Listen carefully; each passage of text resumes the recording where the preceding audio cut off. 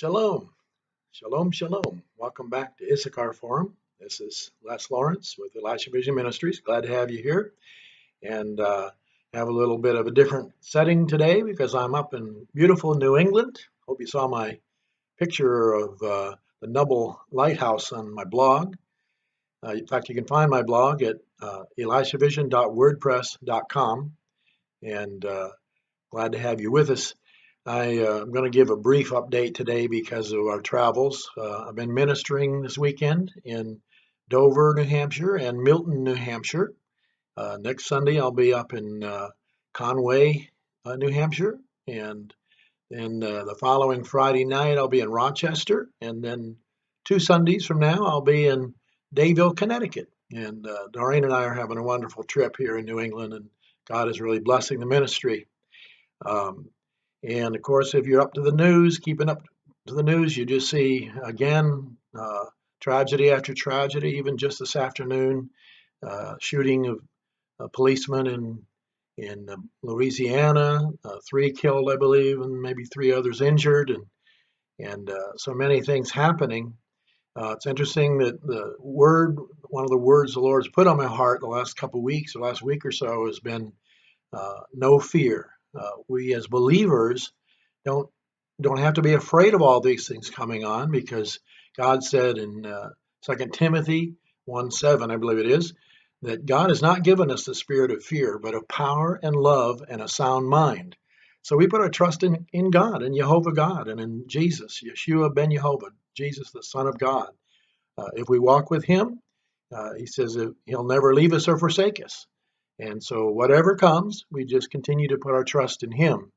You may not be able to trust the presidential candidates. You may not be able to trust other leaders, or you may not be able to trust the events, but you can certainly always put your trust in God and trust in the Lord Jesus. And we had a wonderful series of meetings here in New Hampshire already. And this morning I spoke on that subject of the peace of God coming through not having fear. The Bible says if you submit to God and resist the devil, he will flee from you.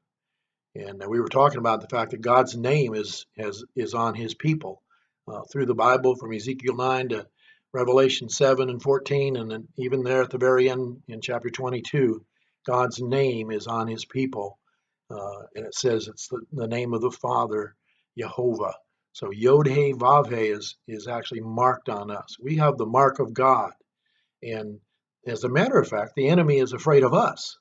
The enemy, when he sees a true believer, the enemy is the one who's actually in fear. We're not. We're trusting God, and we're not afraid of death because we believe in the resurrection and the life. Jesus was killed, was dead, but he was raised from the dead, and he lives and as the King of Kings and Lord of Lords. And if we die before he comes back, we're going to be raised from the dead as well. So hallelujah. Don't be afraid, but put your trust in God. And one thing that happened this morning was kind of neat. When I was finished, Pastor Sonny Whedon slipped me a little note with the phrase on the note that God is even in control of the out of control. And that's a word. That's a good word. And I told him I would use it again. I didn't know I'd be using it this quick, but Sonny, that one's for you. Actually, it's a good word for all of us. God is even in control of the out of control. So don't fear and don't panic, but put your trust in the Lord Jesus and have your feet firmly established on the rock, and you'll have peace, and God will be with us through everything that comes. In fact, one of the results of all of these tragedies is that it's actually turning people's hearts to God. People are saying, God, what's happening? Lord, have mercy on us, and so forth. And it's a prime time, a harvest time for people whose hearts do turn towards the Lord to ask him to take care of them and invite Jesus, the Messiah, into their lives. So let's be faithful to speak out for him and don't be afraid. I just want to comment before I close in prayer. Over my shoulder, you can see the space shuttle up there. It's a beautiful mural on the wall behind me, and I've been so thankful to be staying these few days with Jim and Donna Whedon are good friends here in Dover, and their hospitality has just been wonderful. And I want to just pray a prayer to bless all of you that are watching, that we put our trust in God.